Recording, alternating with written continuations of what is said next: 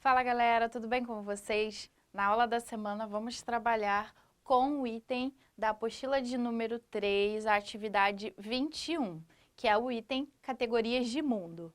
Essa aula na apostila de vocês está dividida em 3 partes, categorias de mundo 1, 2 e 3, ok? Nós vamos ficar hoje com a número 1 e depois desse vídeo vocês já estão aptos a fazerem os exercícios referentes ao módulo, ok? Então, vamos começar?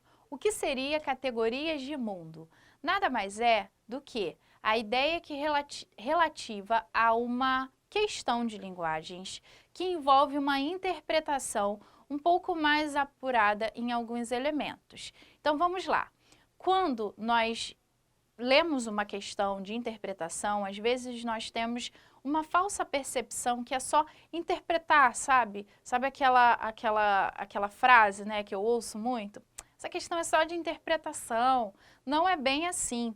A questão envolve elementos que compõem a sua interpretação. Esses elementos estão relacionados aos aspectos linguísticos e estruturais, a estrutura do gênero textual, a ideia relativa a uma ordem, uma lógica dentro do texto, os aspectos linguísticos, como o uso aí de determinado vocabulário para causar um efeito. A gente tem o estudo, por exemplo, da semiótica, que separa um texto em nível fundamental, narrativo e discursivo, e nós estudamos o nível narrativo, por exemplo, no qual a gente separa as funções do narrador, o discurso, a gente separa os elementos que compõem uma narrativa, e nós temos o nível discursivo, a questão relativa à pessoa, né, primeira pessoa do discurso, segunda, terceira pessoa, o espaço, o tema, aí o tempo e as figuras, ou seja, são elementos que compõem o texto que dão um caráter de associação que deixa a sua interpretação, digamos assim, com um direcionamento, e é esse nosso objetivo. Em uma prova do Enem, em uma prova da UERJ, o objetivo central é você ler a questão e já saber o direcionamento, já saber o que é que tem que ser identificado, como, por exemplo, o próprio aspecto linguístico, como uma questão de recurso expressivo, e automaticamente vocês já vão entender, né, do que eu estou falando. Vamos começar? Primeiro, nós vamos estudar, dentro dessa categoria de mundo, os efeitos de objetividade num texto. Desde nossa primeira aula, temos o tempo todo falado de características da objetividade. A objetividade tem a ver com a denotação, não é verdade? Sempre pensem que um texto objetivo traz um distanciamento do leitor. Um texto objetivo é um texto de mais, digamos assim, que ele é mais fácil para a gente entender, é um texto bem distante em relação a opiniões, a juízo de valor, a questões mais individuais do ser humano. Então, como característica, nós temos o número 1, o texto objetivo, ele promove um distanciamento, então ele é um texto geralmente em terceira pessoa. Ele também tem essa ideia de que a terceira pessoa cria uma ilusão de imparcialidade, afinal, você quando faz a sua redação, você escreve em terceira pessoa, não é? Mas você não está dando a sua opinião a respeito do problema, então automaticamente você cria essa lei da imparcialidade.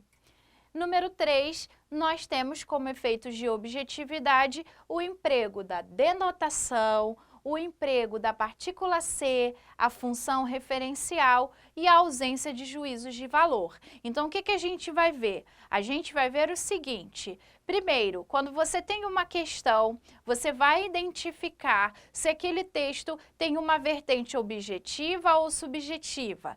E se tiver essa vertente objetiva, nós vamos identificar qual o elemento linguístico que traz essa objetividade ao texto. Então, vamos começar? Vamos lá. O primeiro elemento é o uso da denotação, que é o que a gente já viu, o que a gente tem trabalhado o tempo todo. Observem aqui nesse texto essa ideia atrelada à denotação. Vamos lá? Até uma data recente, a semiótica assumiu uma visão dualista que coloca diante do sujeito um mundo-objeto visto como pura exterioridade, alheia e distante. Entretanto, em seu último livro, The Imperfection Grammars, abriu uma via para uma série de investigações complementares que abordam uma outra forma de encontro entre o homem e o mundo, o encontro estético. Nesse plano, não é mais uma distância objetivante, mas uma proximidade imediata ou até mesmo alguma forma de intimidade efusiva que se estabelece entre os dois polos da relação entre o sujeito, para quem o conhecer não se separa do sentir, e um objeto e um outro sujeito também cognoscíveis mediante o sentir. Veja, um texto que parece um pouco difícil, não é? Mas a primeira coisa que você percebe é que esse texto tem palavras que são mais técnicas, né? Palavras que mostram a ideia de algo relativo até mesmo à ciência, semiótica, o nome do livro. Nós temos essa ideia da visão do mundo, essa ideia de um plano objetivo. Todo esse texto, além de ser em terceira pessoa, é um texto que vai informar sobre essa obra dentro da área da semiótica, ou seja, é um texto denotativo, é um texto que não tem uma opinião muito clara aqui, é um texto que tem ali uma informação sobre uma obra, um estudo recente, ok? Então, a primeira característica dentro dessa categoria dos efeitos da objetividade é o uso da denotação. Segunda característica, o uso da partícula ser. A partícula ser, ela confere também uma objetividade e se manifesta com o uso de um verbo em terceira pessoa. Observa-se atualmente o descrédito da população em relação às instituições políticas. Essa desconfiança tem sua origem em fatos políticos relacionados à corrupção. Estimativas da ONU apontam o Brasil como um dos países mais corruptos do planeta. Trata-se de um lado negativo, que implica também o estado em que se encontram a saúde e a educação públicas. A verba não chega ao seu destino. Observe aqui que nós temos o trata-se e o observa-se. O observa-se e o trata-se vai ter essa ideia com a partícula ser, que vai conferir também um distanciamento, uma objetividade. Olha só, veja, quando a gente começa com observamos, tratamos, já é o uso da primeira pessoa. E quando você utiliza observamos, automaticamente você já confere algo que é parcial e não imparcial. Ou seja, a partícula ser, o verbo na terceira pessoa mais essa partícula, vai conferir também essa objetividade. É por isso que na sua redação você não fica, percebemos que... Você coloca percebe-se. Notamos que? Não, você coloca nota-se para conferir esse distanciamento, ok? Outra característica da objetividade é a função referencial. E nós estudamos em funções da linguagem a função poética, a função fática, a metalinguística, a emotiva e a função referencial. A função referencial, ela tem como objetivo informar. E essa informação, ela também está numa linguagem bem denotativa, com um intuito bem distante. Vamos lá dar uma lida? Consumidores do Rio de Janeiro poderão comprar a partir da semana que vem tomate sem resíduos agrotóxicos. O sistema Tomatec é desenvolvido pela Embrapa, Solos, unidade da empresa brasileira de pesquisa agropecuária, e inicialmente o produto será distribuído pela rede Zona Sul de supermercados. Vejam, esse texto aqui é um texto que só tem um caráter de informar, né? Ele vai informar o fato de que consumidores poderão comprar tomates sem resíduos tóxicos. Então, a gente tem como efeito de objetividade a função referencial, porque essa função, ela vai ter essa característica de distância, essa função vai ter essa característica de apenas informar a respeito de um texto. Tudo bem? Outro elemento é a ausência de palavras que atribuem juízo de valor. O juízo de valor é quando se tem algo bem explícito ali no texto, em termos de opinião, por exemplo. Num efeito de objetividade, nós temos essa ausência. A gente vai encontrar um texto que vai ser bem técnico, um texto com essa visão denotativa, um texto em terceira pessoa e nada de opiniões subjetivas aí a respeito do sujeito, ok? Vamos dar uma lida. A gramática envolve várias áreas de estudo. A morfologia ocupa-se da palavra, isto é, dos seus constituintes, de sua classificação e de suas reflexões. Já a sintaxe estuda os termos da oração, o período composto, amo o período composto, a concordância, a regência, a pontuação, a colocação pronominal, a fonologia e a fonética, analisam os fonemas, as alterações fonéticas, os fenômenos metaplasmáticos e a semântica, o significado das palavras. Esse texto aqui nada mais é do que a separação das áreas da língua portuguesa. Em gramática, a questão da a gramática que divide a morfologia, a fonética, a semântica, a sintaxe, ou seja, aqui eu tenho um composto de palavras que não me dão a opinião sobre a gramática. Eu não estou aqui mostrando a minha opinião se a gramática é interessante ou não. Eu estou apenas informando. Até mesmo com a função referencial, quais áreas a gente tem da gramática. Por isso que tem uma ausência aqui de palavras que atribuem esse juízo de valor. Até porque todas as características que nós vimos estão aqui. O uso da terceira pessoa, a denotação, a gente tem também a questão referente, né, ao uso da terceira pessoa em si, da própria denotação, a ideia referente à função referencial, ou seja, todas essas características compõem esse efeito de objetividade, ok? Então vamos lá, o que você viu? Que os efeitos de objetividade conferem ao texto características na linguística, né? Características dentro de uma estrutura no texto, como o uso da partícula ser, a função referencial, a denotação, a ausência de juízos de valor, ok? Então, são elementos que vão aparecer nesses efeitos, nessas consequências da própria subjetividade, ok? Então, vamos lá. Separei algumas questões da apostila para a gente analisar. E a primeira questão é da UERJ, a primeira e a segunda. Talvez vocês já tenham visto, mas a gente vai fazer seguindo a lógica do direcionamento de nossa aula. Vamos lá? Aqui a gente tem uma charge e aqui a gente tem escrito assim, ó, peça orçamentária e realista. A arte moderna é um saco. Pintam um quadro com um rombo no meio e acham uma obra-prima. Então, ele vai aqui ironizar essa ideia, né, de que há uma obra-prima em uma peça com um rombo no meio. Vamos lá. Questão de número 1. Na charge, além da crítica moderna presente na fala do personagem, é possível identificar uma outra crítica. Essa outra crítica está relacionada a qual aspecto?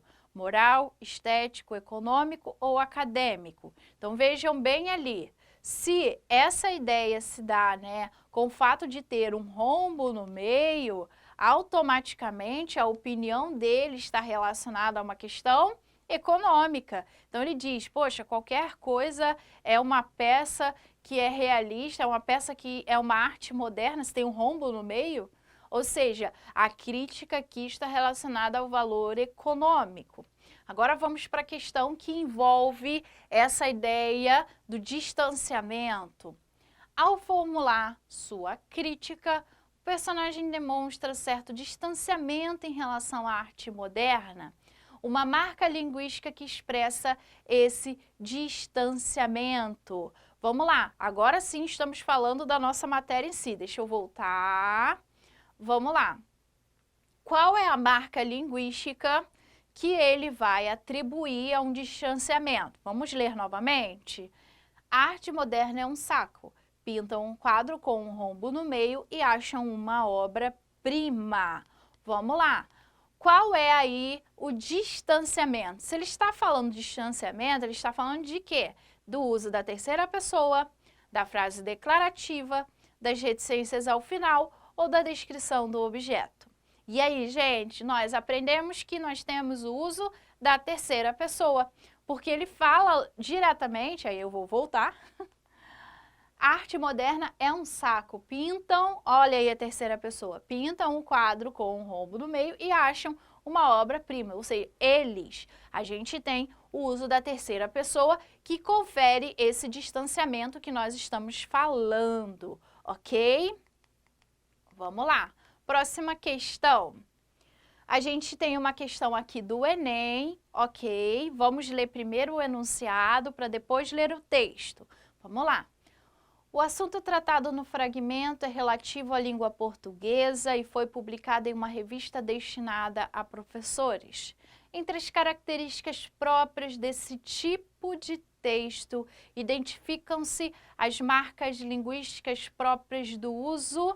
Então, vamos lá. Nós vamos ler o texto pensando que é um tipo de texto específico e há uma marca linguística. A gente vai primeiro identificar se esse texto tem uma vertente subjetiva ou objetiva. Então, vamos lá.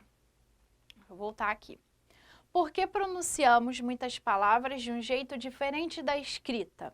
Pode-se refletir sobre esse aspecto da língua com base em duas perspectivas. Na primeira delas, fala e escrita são dicotômicas, o que restringe o ensino da língua ao código. Daí vem o entendimento de que a escrita é mais complexa que a fala, e o seu ensino restringe-se ao conhecimento das regras gramaticais, sem a preocupação com situações de uso. Outra abordagem permite encarar as diferenças como um produto distinto de duas modalidades da língua, a oral e a escrita.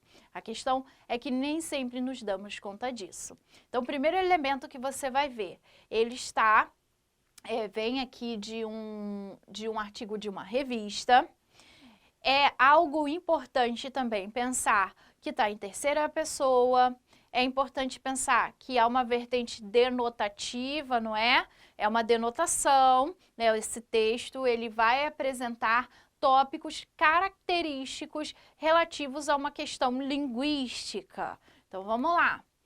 Entre as características próprias do tipo de texto, um texto mais informativo, identificam-se marcas do uso regional, pela presença do léxico de determinada região do Brasil, do uso literário, pela conformidade com as normas da gramática, pelo uso técnico, por meio de expressões próprias de textos científicos, pelo uso coloquial do dia a dia, por meio do registro de informalidade, ou letra E, pelo uso oral, por meio de expressões típicas da oralidade. Gente, se você identifica que esse texto ele vem de um veículo de informação, que é um artigo de uma revista, a gente já vai cortar essa ideia de que é um texto informal. É um texto denotativo, ok? É um texto em terceira pessoa e é um texto vinculado com uma questão, né, de aprendizado da língua portuguesa. Então, a gente vai tirar oral e coloquial. Ok? A gente também vai tirar o quê? O regional, porque não tem características de uma determinada região. Vamos ficar com o literário ou o técnico. Por que será que não é o literário? Por conta do fato de que, se fosse literário, teria características da subjetividade. Estamos falando de um texto que é um artigo científico, ou seja, técnico, por meio de expressões próprias de textos científicos, ou seja, o uso da terceira pessoa, a denotação, essa marca é característica do distanciamento que nós estamos vendo, ok? Então vejamos. Basicamente, nós aprendemos na aula de hoje que os textos apresentam dois grandes efeitos, os efeitos objetivos e subjetivos. Hoje, em particular, trabalhamos com os efeitos objetivos e as características das marcas linguísticas. Guardem esse nome, porque sempre aparece, né, igual aqui, ó, marcas linguísticas existentes dentro dessa objetividade. Tudo bem? não deixem de fazer os exercícios do capítulo 21 da apostila de número 3. Um grande beijo para vocês, até semana que vem.